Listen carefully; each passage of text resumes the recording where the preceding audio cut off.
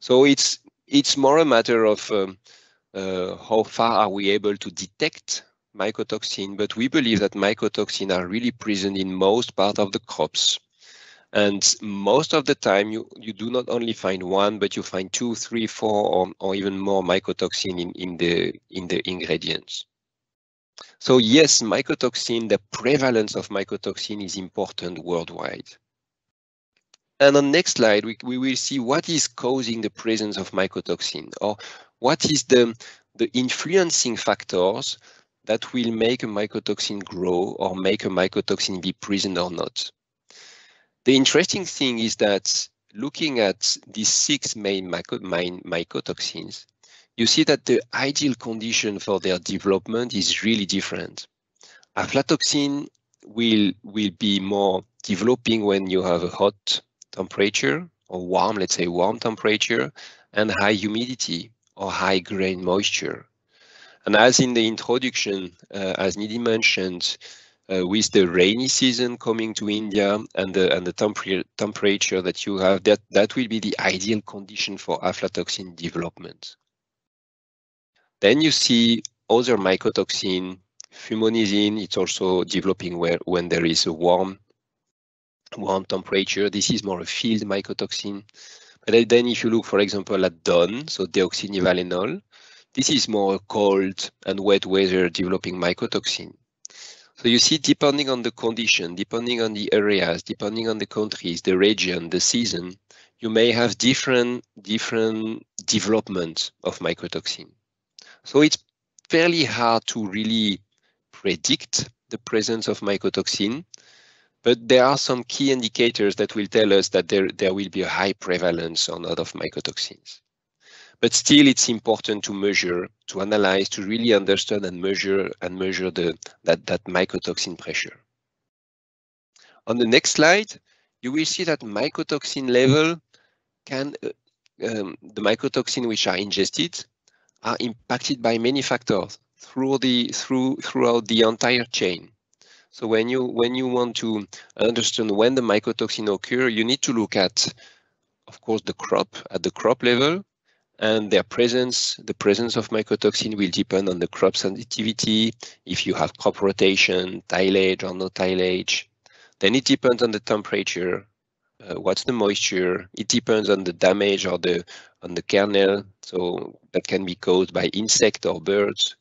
It also depends on the transport condition. It also depends on the storage condition.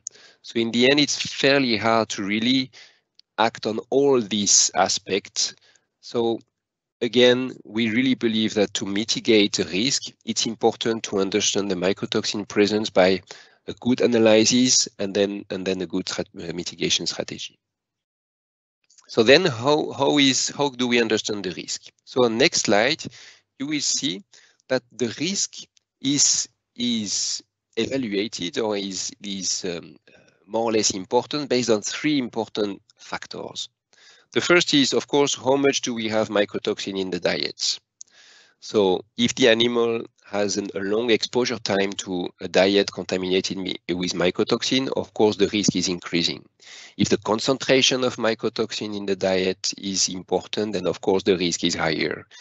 It depends on the daily intake of that feed contaminated with mycotoxin. Second factor is the animal sensitivity. And all animals do not have the same sensitivity to mycotoxins. It depends on their immune status, nutritional status, intestinal integrity, also depends on some environmental condition, but also on the subspecies. So broiler, layer, breeder won't have the same sensitivity. And also poultry species won't have the same sensitivity compared to ruminants or to swine species or to aqua species. And then the third factor is the sanitary pressure. If you have in the farms or some circulating diseases, if you have an antibiotic-free production system or not, depends on the vaccination program, depends on interaction with other pathogens. So the risk will increase if you have more mycotoxin in the diet, if you have a high sensitivity, and if you have a high sanitary pressure. So all that combined will tell you if you have a high risk or a low risk due to the mycotoxin. So after this, let's have a look at what's the risk level for India. So as I presented, the risk level depends on several factors. And of course, the first one is how much do we have in the diet? How much do we measure? How much do we have mycotoxin in our crops? So a way to quantify is, of course, to measure that in the grains. And sometimes we can think that the bad-looking crops may be full of mycotoxin, and the good-looking crops may be clean of mycotoxin. And you see here two illustrations with two batches, batch number 1, batch number 2. And surprisingly, when you see the measure of aflatoxin in these two batches, you find that batch 1, which is more poor-looking batch, has not a high level of aflatoxin, while batch number 2 has a very high level of aflatoxin. So the message here is just sometimes mycotoxin are where you don't expect them to be. So don't pay attention too much to the appearance of your batch or of your crop. Mycotoxins are invisible and can be also in some batches where the grains looks good. So it's important to measure. This is why we do a lot of mycotoxin analysis. And on the next slide, you see that we have a gigantic database with more than 300,000 analyses a year for more than 50 countries, where we show the analysis for all ingredients with frequent updates. And for India, we have more than 100 analyses per month, where we do analyze on corn gluten meal, soybean meal, DDG, peanut meal, rapeseed meal, rice bran, and so on and so forth. So this is how we also estimate the risk and the mycotoxin pressure in a certain country. So going to next slide, I will present you some of the numbers that we have for India. But before going into the detail, I want to show one of the mega trends that we see. And if you look for the past 3 years, even more than 3 years, we see the percentage of samples that could be considered as risk level for aflatoxin. Aflatoxin, which is above the risk level. And we see that there is a high aflatoxin pressure, first point. And second point, that this aflatoxin pressure is increasing. So over the years, we see a higher and higher aflatoxin risk, or a higher and higher aflatoxin risk, which means that there is an important pressure in India. So then we can go into more details. And on the next slide, you will see a dashboard that we have from our global database. And here I took the numbers from January to June of this year. And this is about 915 samples. And on these 915 samples, almost 100%, well, 98.6% were contaminated. So it means on all these samples, we found at least one mycotoxin. Well, we have high level or high detection, very precise method to find mycotoxin. So if you look for it, you find it, of course. But interestingly is that 70% of these samples were above what we would say a global risk level. So where we need to pay attention, where we need to take some action. And you see in this table that the number of samples analyzed were predominantly for aflatoxin, because we know that aflatoxin is a high pressure in India.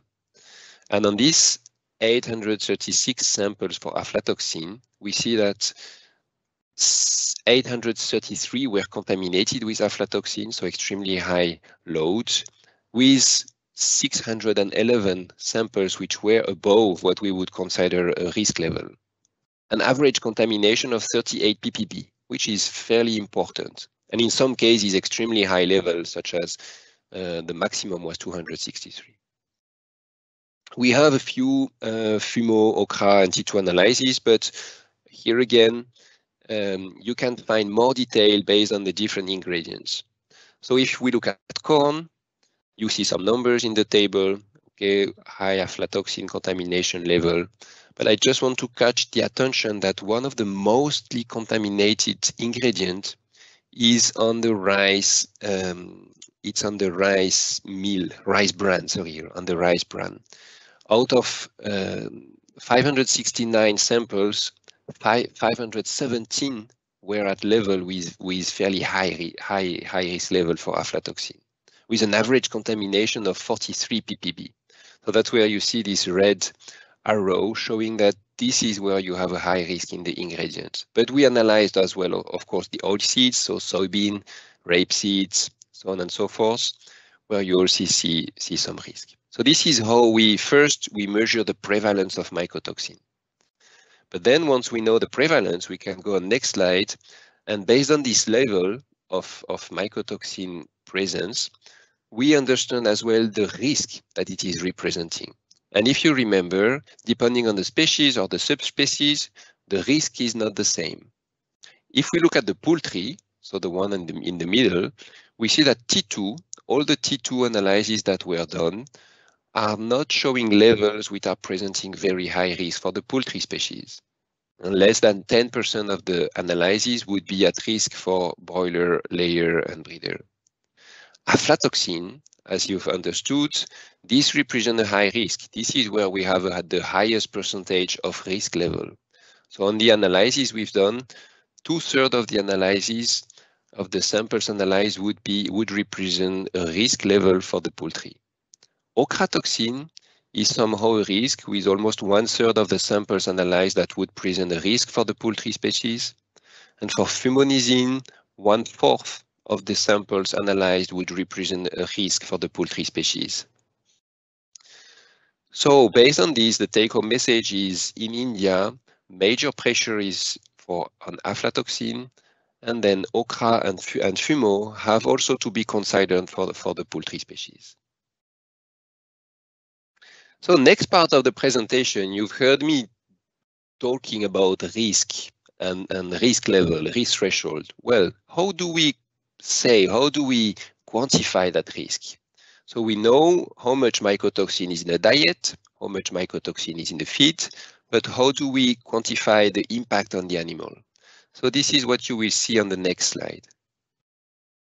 First aspect, we could have a look at the legislation. Some mycotoxin have some legal limits. Most of the time aflatoxin, which is regulated, but legislation does not always reflect safe levels of mycotoxin in feedstuff. Why? Because usually the level that you have in legislation are fairly high.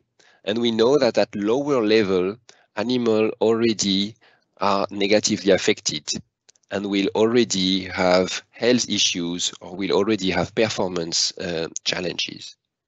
On the other side, we need to be careful with the very low threshold that we can see in some media and magazines, which is more a fear-mongering tactic to show that mycotoxin are everywhere and every time. So we need to be careful.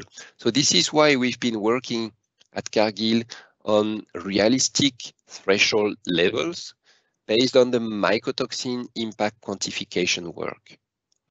So on the next slide, this is just a quick recap of what is the potential impact of mycotoxin. And you will see that the potential impact are multiple. You have mycotoxin impact that can play on the feed intake, on the gizzard, on also inducing diarrhea. It can also impact the different organs such as kidney. You can also have an impact on the reproduction, on the hatchability, impact on immune system, impact on egg quality, eggshell quality. You have also impact on some inflammation, respiratory aspects, so multiple impacts. But the easiest way for us is really to say, okay, let's have a look at the overall performance impact. As we know on the next slide, that mycotoxin basically will have either an impact on the immunity, on performance, on locomotion disorder, or reproduction disorder. So that's really the 4 major impacts that you will see. And depending on the mycotoxin, you will have different type of impacts. Aflatoxin, as we were mentioning earlier, has a strong immune impact, strong performance impact, and also some impact on the locomotion. While some other mycotoxin will have impact, for example, zearalenone, more on the reproduction. But not only. as well on immunity and also somehow on the performance. On the next two slides, this is just an illustration of how this is impacting the animal performance.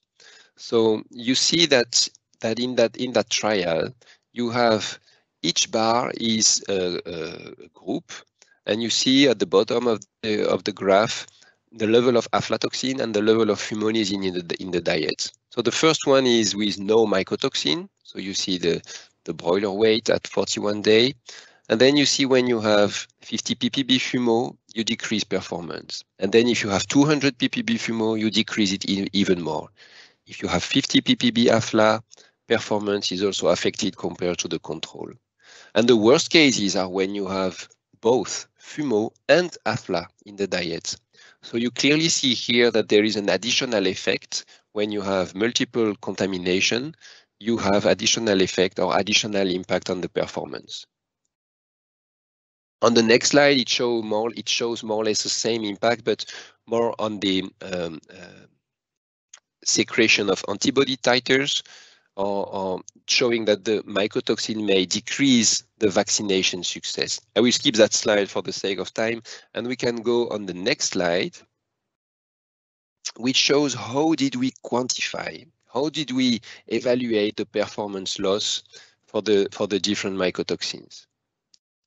And I think you can go one slide before. No, before. Yeah, so we did a review, an extensive review of mycotoxin impact, either on published articles, so peer-reviewed papers, and also internal in vivo trials. And we did a compilation of all these results. So you can see on next slide, this is one illustration of that work, just a piece of it. And on the x-axis, this is the level of aflatoxin in feed, and on the y-axis, this is the percentage of gross performance decrease. Okay, each dot is one trial. So you see that in some trials where you have a very high level of aflatoxin, of course, you see a high performance decrease. And you see an interesting correlation that, of course, when you have more aflatoxin in the feed, then the percentage of performance is decreasing. So this is how we've been building equations. Taking into account all these parameters, we've been building equations for all subspecies and all mycotoxin to kind of predict what will be the performance loss if you have aflatoxin or afla and fumo, or one or several of the 6 main mycotoxins in the diet. So this allows to have threshold and to say this level of mycotoxin is presenting a low risk, a medium risk, or a high risk for your birds. So on the next slide, you see an illustration of the no risk, low risk, medium risk, high risk explanation when you have aflatoxin or when you have fumonisin in the broiler diet.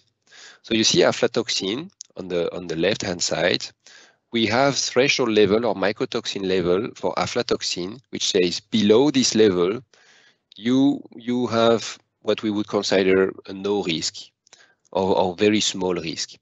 Then between two levels of aflatoxin, we will consider it a low risk. So with probably lower vaccine response, slight drop in zootechnical parameters with a loss of performance between 0.5 and 1%.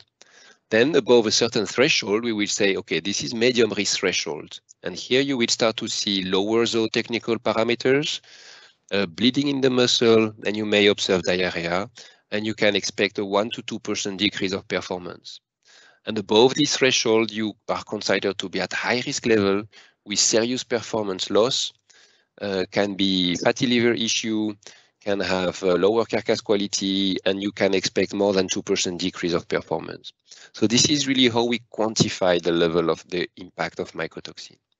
And on the next slide, it's just for us to give a clear description of what we call low risk, medium risk, and high risk. Low risk is when you expect that with level of mycotoxin, you can expect a 0.5 decrease performance. Medium risk, you can expect a 1% decrease performance, and a high risk, a 2% decrease performance. So this is really how we quantify that risk. And we've turned that into a tool that is shown on the next slide, which is really a mycotoxin impact calculator. So you can see here this tool. Well, the objective is you measure, you enter your value, you know how much you have of mycotoxin in your ingredients or in your complete feeds, and then it will describe what's the mycotoxin impact. So in that case, I took the average aflatoxin contamination in India for the past 6 months, so 38.5 ppb of afla. And the tool is telling us that with this level, we have a medium risk with a possibility to get decrease of the egg size.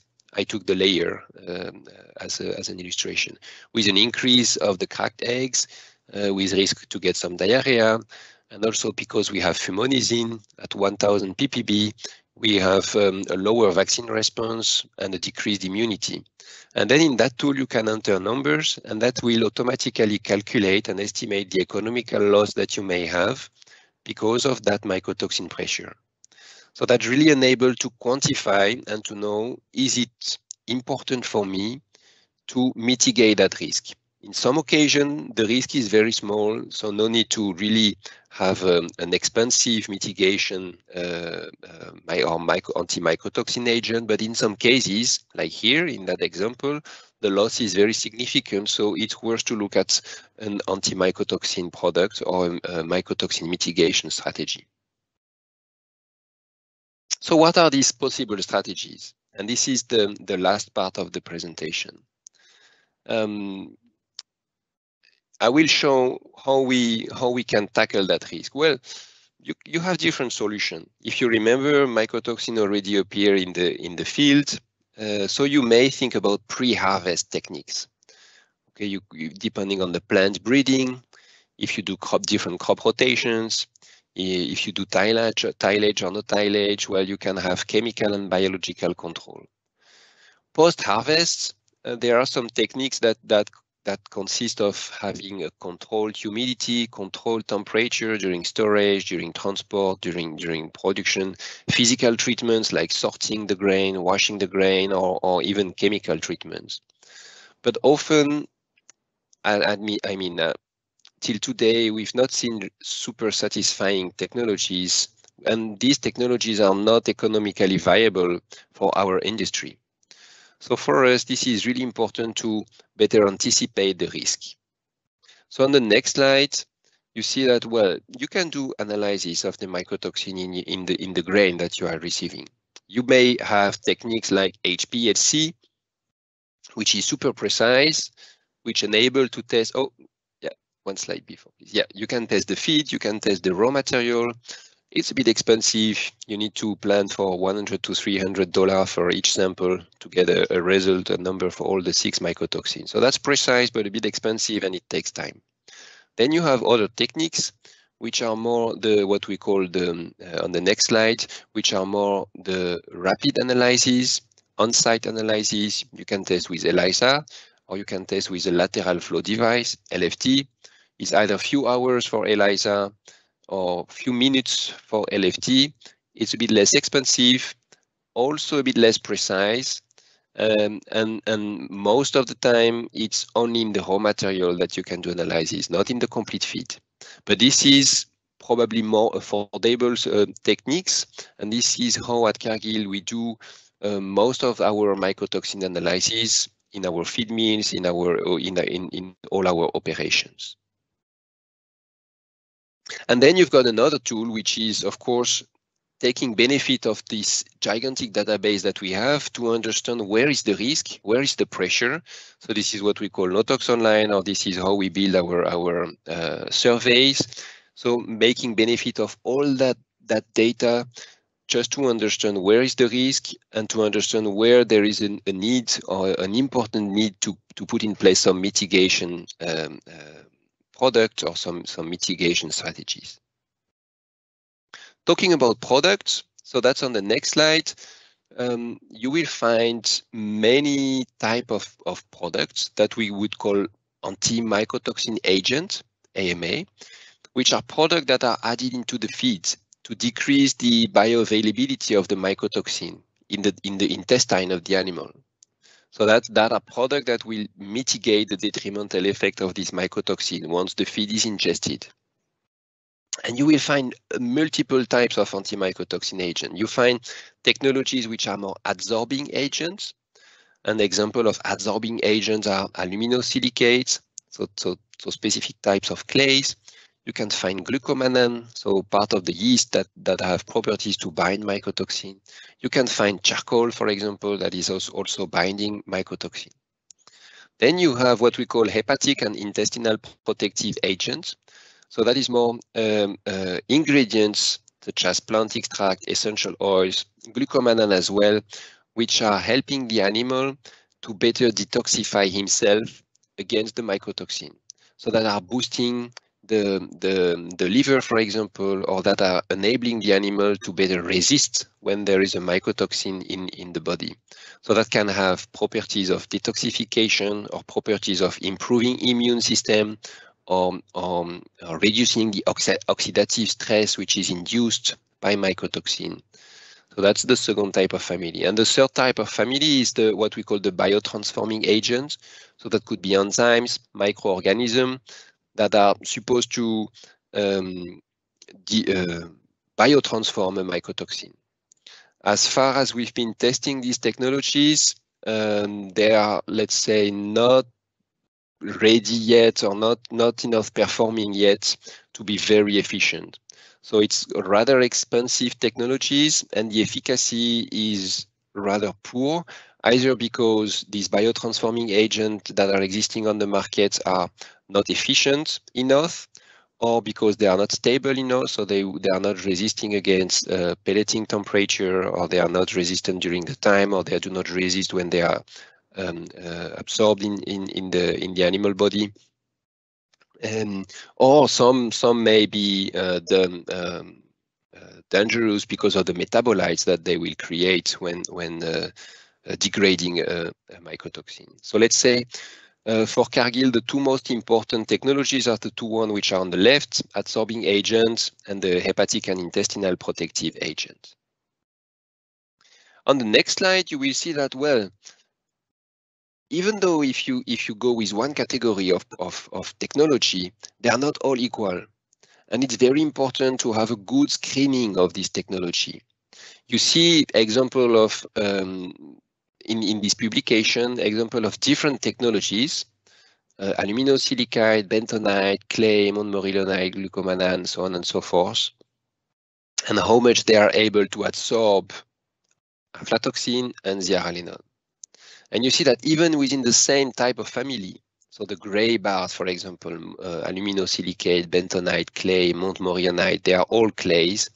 They do not have the same ability to bind mycotoxin. Or the orange one, so glucomannan, modified yeast cell wall, esterified glucomannan, again, they do not have the same ability to bind afla or zearalenone. So it's just to say that there is no one best technology.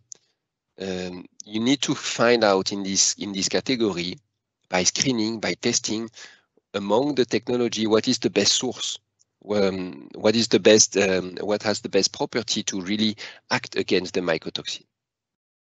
So this is what we did for years and years. And you know, on the next slide, the reason why is because each of the mycotoxin have totally different properties. Aflatoxin is said to be a high polarity molecule. So you can bind them with a type of cation exchange properties. Fumonizine, ochratoxin, T2-toxin will have a high to medium polarity. Zearalenone have a lower polarity, and deoxynivalenol has a very low polarity. So it's way more difficult to bind DON compared to aflatoxin. So if you really want to act again against afla, fumo, T2, you need to have a good binding strategy. If you want to act against DON or even zearalenone, then you need to go with as well some health support strategies, right? And depending on the mycotoxin you are targeting, then you need to adapt the strategy, or you need to adapt the technology. On the next slide, so you see that for us, aflatoxin and fumonizine, which are fairly high polarity molecule, it's important to use strategies with binding strategies like cation exchange, so exchange of cation to help to bind the technologies, and also to get products that have a high swelling capacity. So some clays which are able to expand to really trap these mycotoxins. For okra, T2, and Zea, it will be different strategies. It's more a question of porosity and surface area, where you will trap these mycotoxins through a different routes, different mode of action. And for deoxynivalenol, for us, the most important is more on the health support technologies, because we know that binding done, especially in vivo, you can bind in vitro, but when you look at the binding in vivo, this is almost impossible. So here you need to have a strong health support to help the animal. And on the next slide, I'm showing you one of the product that is available in India, which is called Diffusion. So this is really a perfect ingredient made of multiple technologies. So Diffusion product is made of, first, a blend of different bipolar clays. So you have montmorillonite, high purity montmorillonite. You have clinoptilolite, which is a different type of clay with different structures, different characteristics, which are high sodium and calcium aluminosilicate.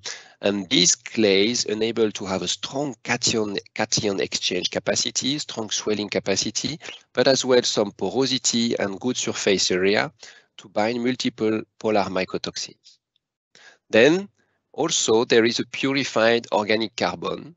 So this is an activated carbon, which has an extremely high surface area and extremely strong porosity. So that enables to bind the less polar mycotoxin.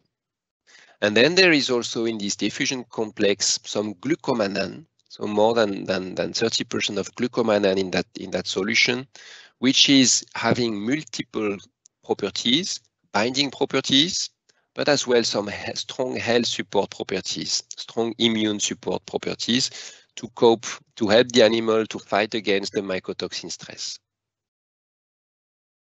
So on the last slide that I have on this presentation, you see that this product has been showing extremely good binding capacity in all pH, the gastric pH, intestine and stomach pH. It has as well some real proven in vivo efficacy. So when you have a control and when you have diffusion on top of that control, you really improve the body weight. You reduce the mycotoxin pressure, so therefore you improve the body weight. And at 1 kilo of diffusion, we have even a greater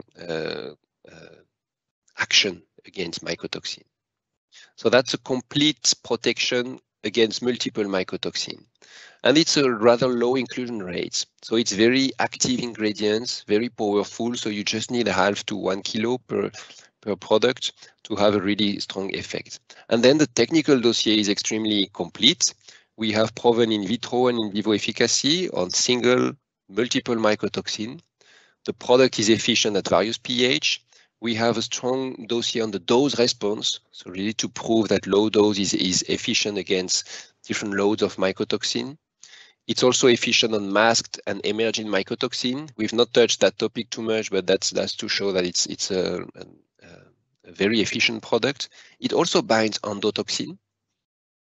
Endotoxin is different type of toxins, but with some physical characteristic which are close to some of the mycotoxin. So this product we've proved that it also binds endotoxin, which are present in the bacteria. It has, of course, no nutrient interaction. Important to prove that the product is not binding vitamins, minerals, so on and so forth.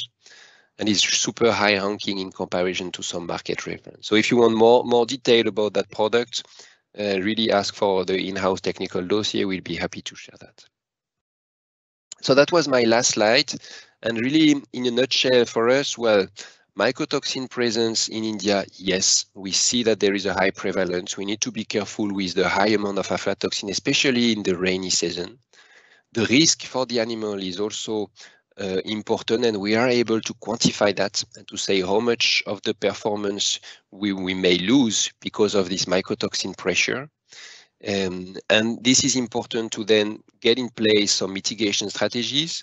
And Cargill is here to really support you to put in place these strategies can be either identifying the risk, measuring the mycotoxin in the feed or in the ingredients, or having the one of the best products on the market to tackle that risk. Thank you so much, Clemo, for your insightful presentation. All the data and its relevance are very good, quite impressive. With that, we will move to our question answer session, and forum is open for question and answer.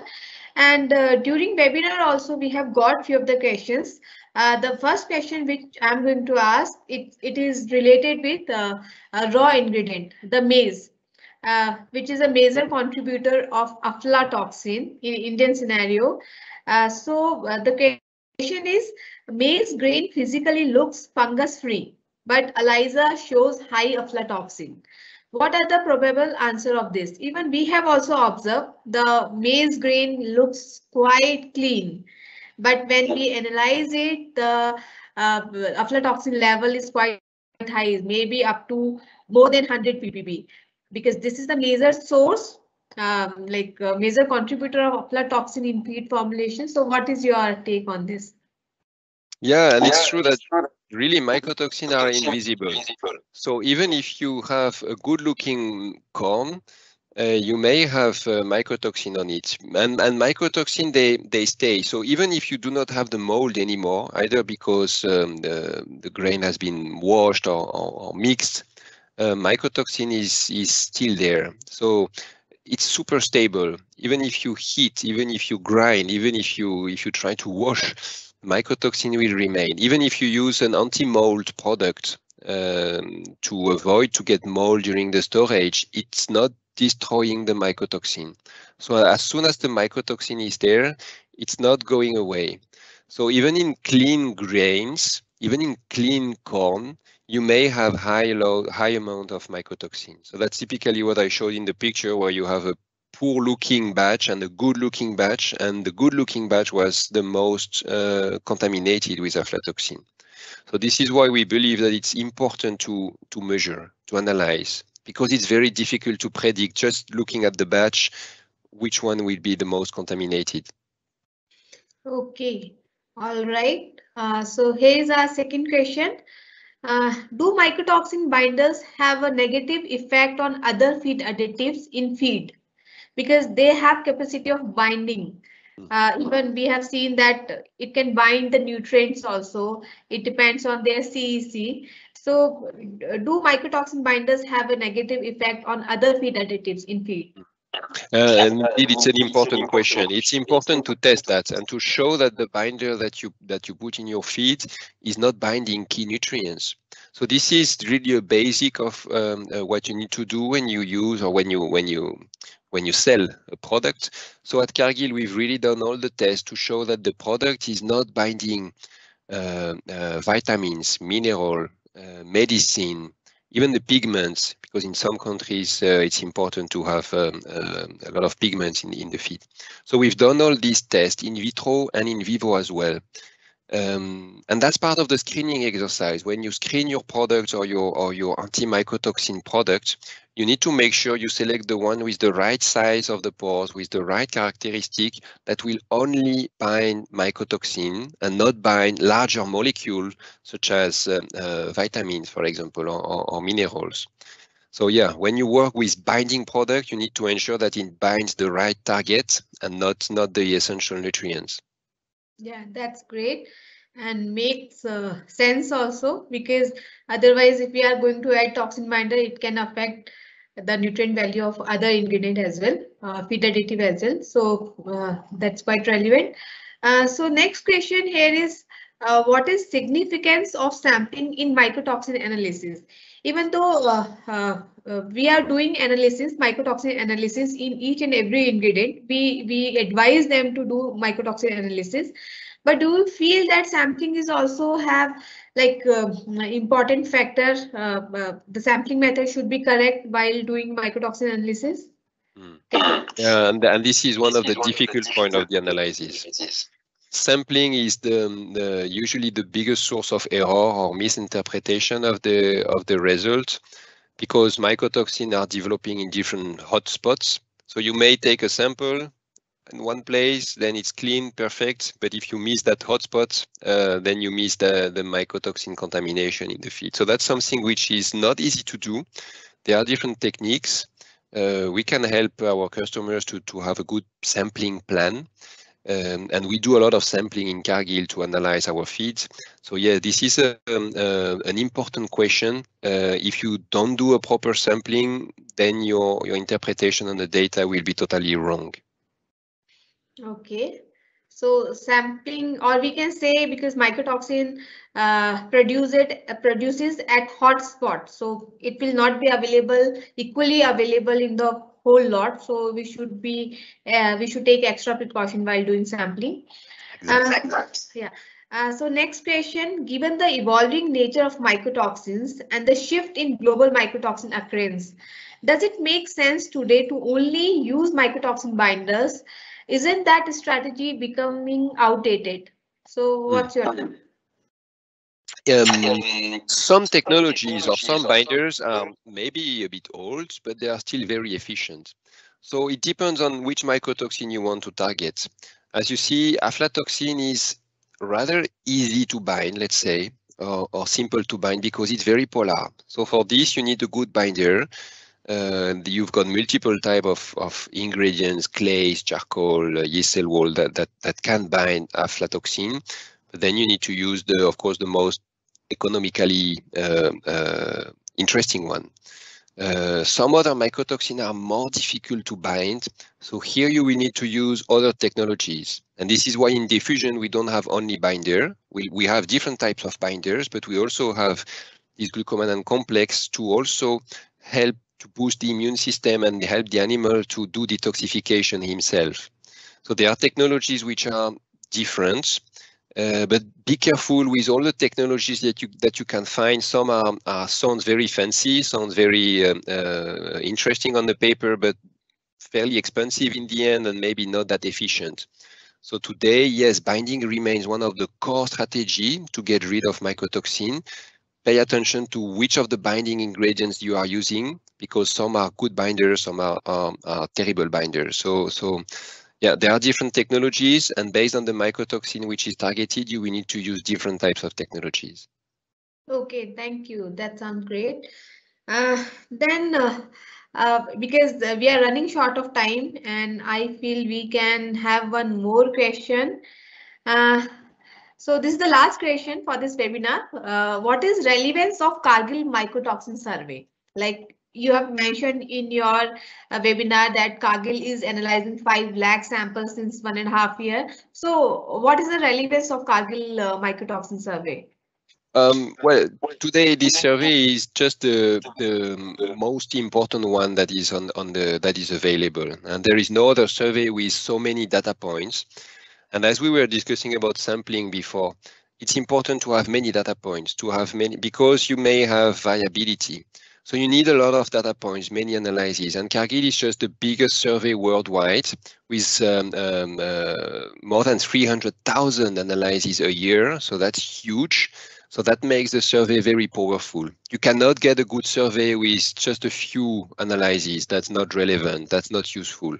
So this survey is very relevant and can be really useful to get a very good estimation of what's the pressure of the mycotoxin. Then, of course, you can confirm that with doing your own analysis, and then you can really make sure you have the best strategy in place depending on what you find in the feeds. Yeah. Thank you. Even to add on this, like from India also, we are analyzing almost 1,500 samples in a year, which provides us a pretty clear picture about the mycotoxin contamination pattern.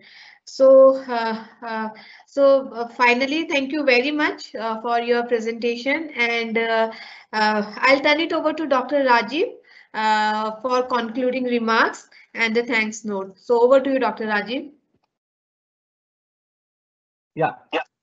Thank you, Dr. Nidhi. A very good evening to you all. Hope you all are doing good. So as we have come to the end of this great session on winning war against mycotoxins with global perspective, I, on behalf of entire Cargill family, thank all the valued guests who have participated in today's webinar, and hope you all have found this webinar interactive, informative, and worthwhile. So conducting this webinar, our goal was to provide you practical insights on the mycotoxin and their occurrences based on international and regional studies and findings, their impacts on birds, performance and production, and to how Cargill is partnering with you all in mitigation and its control. I would like to express my sincere gratitude to Climo for his valuable presentation out of his expertise and experience. Thank you, Climo. We look forward to listen to you in future as well. Finally, I express my gratefulness to Ms. Priya Salyan, Director SMT Can India, Dr. Nidhi, Mr. Dirk, and all our Cargill colleagues. I really appreciate your guidance, time, help in making this webinar informative and a successful one. With the hopes to see you again, goodbye. Thank you all.